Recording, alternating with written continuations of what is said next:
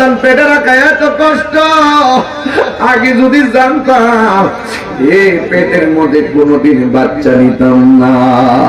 এমন ভাবে মা দুঃখিনী সন্তান প্রসবের সময় কান্নাকাটি করে, এরপরেও মা দুঃখিনী সকালবেলা ঘুম থেকে উঠে চোখের পানি মুছিয়া, এই জন্য আল্লাহ রাব্বুল আলামিনের হাবিব ওই সময় মায়ের পেট থেকে সন্তানটা ডেলিভারি হয়ে যাবে। ও যুবক, যুবক, পায়ের মধ্যে হাত দিয়া বলি, ও যুবক, একজনকে ভয় করা লাগবে। আল্লাহ রাব্বুল আলামিন বলছে, ইয়া আইয়ুহান নাস, এ লোক সকল, ইত্তাকু, তোমরা ভয় করো রব্বাকুম, তোমাদের রবকে। ইন্না সালসালাতাস সাআ শাইউন আযীম। পৃথিবীর মধ্যে এমন একটা ঝিলঝাল, এমন একটা প্রকম্পন শুরু হবে, এটা হলো আজিম, সবচেয়ে বড় ভয়ঙ্কর ভূমিকম্প। কথা বলেন ঠিক কিনা? এমন একটা প্রলয়ঙ্কারী ভূমিকম্প, এমন একটা লারা মারব, আল্লাহ কই কুল্লু মান আলাইহা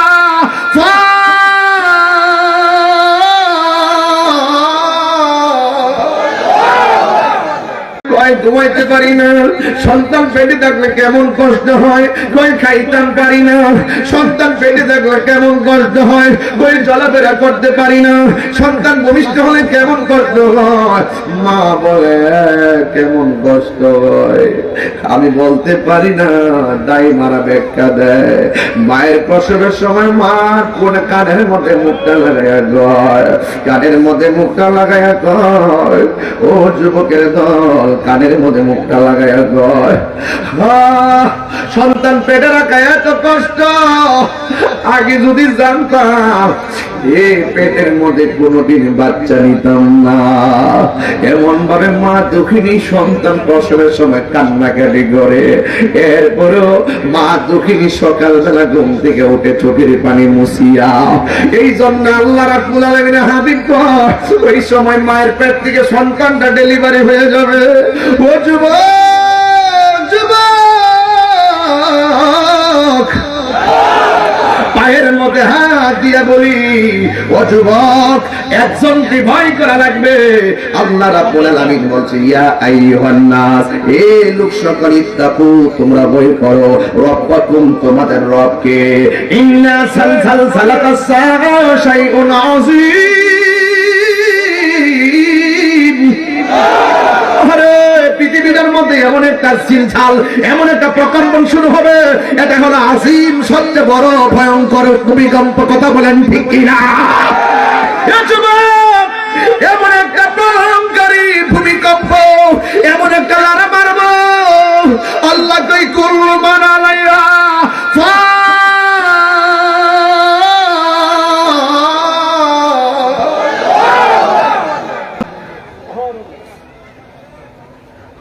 কঠিন মুসিবতের সময় আল্লাহ সব কিছু ঘোষণা করলো কোরআনে।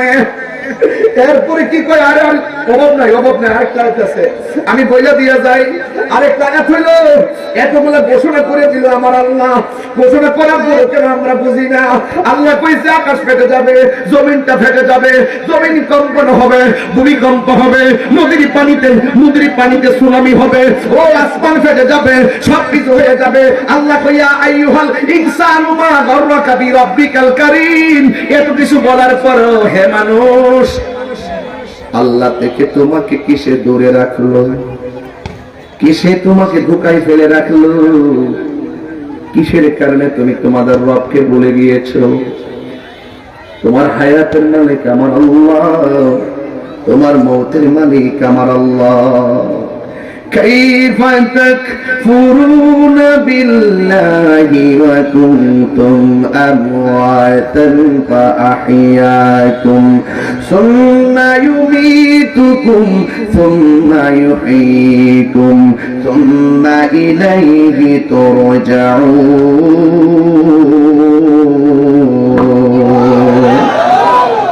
আল্লাহ রাব্বুল আলামিনের তুই তো ছিলি মুর্দা, তোরে কেউ জীবন দেয় না। এ বরিশালের মানুষ জবানটা খুললা কাও, জীবন দিয়েছে কে?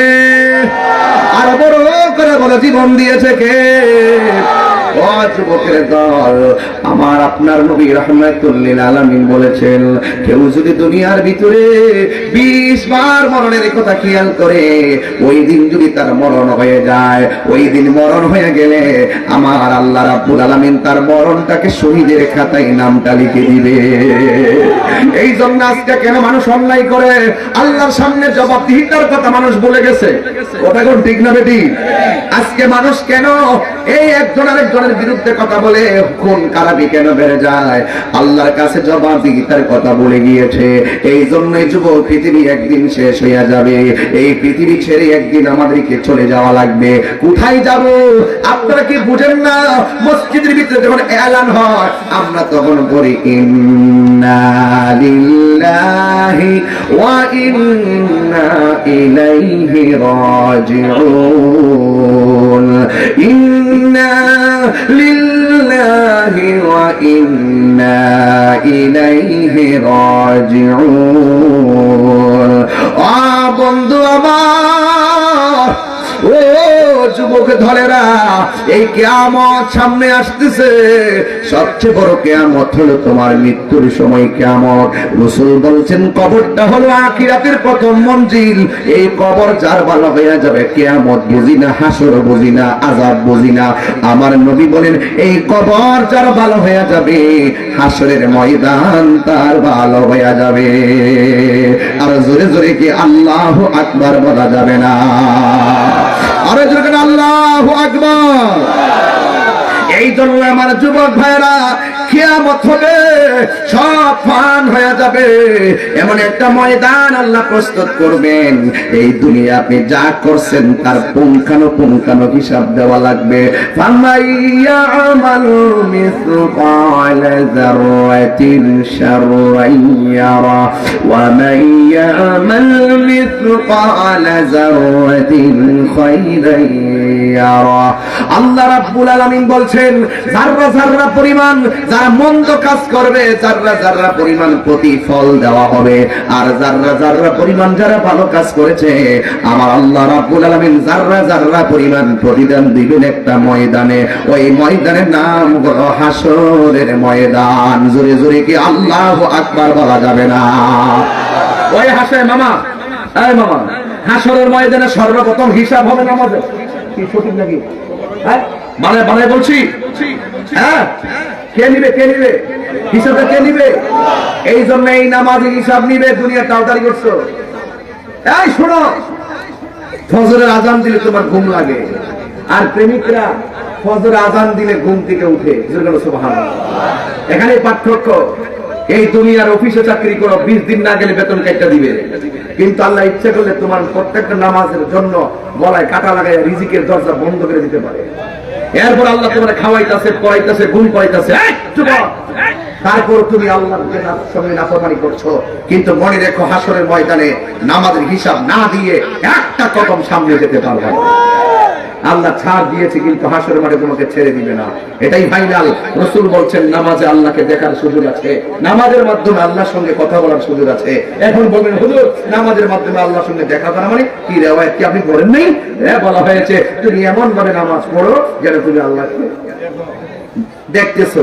আর যদি তুমি নাও দেখো, এই বিশ্বাস করবা আল্লাহ তোমাকে। আর একটা হলো, নামাজের ভিতরে আল্লাহর সঙ্গে কথা বলা যায়। কিভাবে কথা বলা যায়? আমরা মনে করতেছি সূরা পড়তেছি, আমরা মনে করতেছি কোরআন শরীফ পড়তেছি। রাসূল বলতেছেন, তোমরা কোরআন পড়ছো না, যদিও তোমরা কোরআন তেলাওয়াতের মাধ্যমে নামাজ শেষ করতেছো, কিন্তু হাকিকতে তোমরা আল্লাহর সঙ্গে কথা বলতেছো। বাবা, আমি যখন উমরা গেছি, আমার একটা নেশা ছিল। নেশা হলো কি? মদিনা যাওয়ার পরে, আমি তো প্রথম গেছি মদিনায়, মদিনায় যাওয়ার পরে টার্গেট হইলো মসজিদে নববীতে জামাতের সাথে নামাজটা পড়বো আর মন খুললা কোরআন তেলাওয়াতটা শুনবো। সুবহানাল্লাহ। এরপরে নামাজ শেষে রাসূলকে রওজা মোবারক জিয়ারত করবো। যদি সুযোগ পাই মিলিয়াদের জানা ঢুকলে আর হইতাম না, বয়ে থাকবো, আবার ওয়াক্তের নামাজটা এখান থেকে পড়ে দিতাম। ঠিক আছে? এমন একটা নেশা আমার ভিতরে কাজ করছে, এবং আল্লাহ পাক আমাকে পদে পদে পদে পদে আল্লাহ পাক আমারে খুব মানে সহজ করে দিছে। হ্যাঁ, পদে পদে সহজ করে দিছে। আমি যখন ঢুকছি, ঢুকার পরে তেলাওয়াত শুনি, তখন শোনার পরে আমি তেলাওয়াতটা শুনে অত্যন্ত মুগ্ধ হই। কারণ পুরো কোরআন তেলাওয়াত এমন একটা জিনিস যে তেলাওয়াতের মাধ্যমে দিল নরম হয়। আরে আবু জাহিল তো, আমি যে কিরে আঙ্গুদেশে কিছু কিছু আবু জাহিল আছে, এর বিরুদ্ধে কেন কথা বলি? এইগুলো মুসলমান হইল ওই আবু জাহেল চাইতে খারাপ। আবু জাহেল কিন্তু বলছে তোরা কোরআন শরীফ শুনবি না, নবীর মুখের কোরআন তেলাওয়াত শুনতে যাবি না, কিন্তু না হইলো সে রাতের অন্ধকারে সে নিজে যায় শুনতো। সুবহানাল্লাহ না? আর আমাদের কিছু আছে হ্যাঁ তফসিলি বইয়া বইয়া এই কোরআনের বিরুদ্ধে বিভিন্ন ধরনের বিদ্বেষ ছড়ায় কথা বলে, বিভিন্ন ধরনের আঘাত করে কথা বলে। এইগুলো কিন্তু যাই না কোরআনের বিরুদ্ধে করে, কোরআন শরীফ তো পড়েই না, কোরআন তো শুনেই না, বরং যারা বলে তাদের বিরুদ্ধে কথা কয়। আসলে নাই বলেন এমন বিদ্বেষ গুলা, এগুলো কিন্তু ভালো লক্ষণ না, এগুলোর জন্য কিন্তু আযাব গজব গুলো আসে। কথা বলেন ঠিক না বেঠিক? আমি যখন মানুষ যাই নামাজ পড়ে শুনি তেলাওয়াত করে এইভাবে আলহামদুলিল্লাহি রাব্বিল আলামিন আর-রাহমানির রহিম মালিকি ইয়াউমিদ্দিন ইয়্যাকা না'বুদু ওয়া ইয়্যাকা নাস্তাঈন ইহদিনাস সিরাতাল মুস্তাকিম সিরাতাল লাযীনা আন'আমতা আলাইহিম গায়রিল মাগদুবি আলাইহিম ওয়ালাদ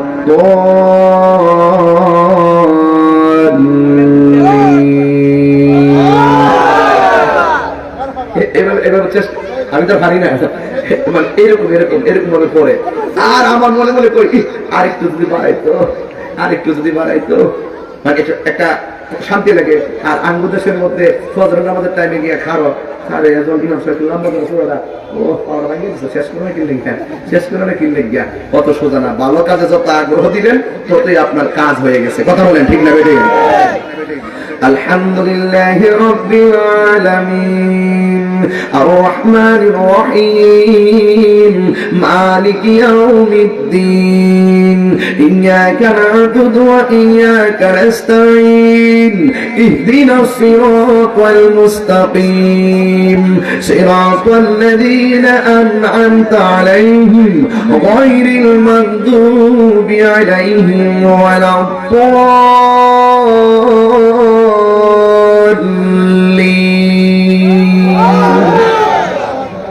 وقل رب أدخلني مدخل صدق وأخرجني مخرج صدق واجعل لي من لدنك سلطانا نصيرا وقل جاء الحق وزهق الباطل إن الباطل كان زهوقا الله أكبر سمع الله لمن حمده ربنا لك الحمد। ভালো লাগেনি? ভালো লাগেনি? কি যে একটা শান্তি লাগে। আর যখন আযানটা হয়, আমি তো একদম কাছে ছিলাম তো, আল্লাহু আকবার আল্লাহু আকবার, ওখানে আযানটা বাড়ি দিল আল্লাহু আকবার আল্লাহু আকবার। শান্তি লাগেনি? পৃথিবীর শ্রেষ্ঠ ডায়লগ আল্লাহু আকবার। এই বরিশালের মানুষ জবানটা খুলে বলে আল্লাহু আকবার।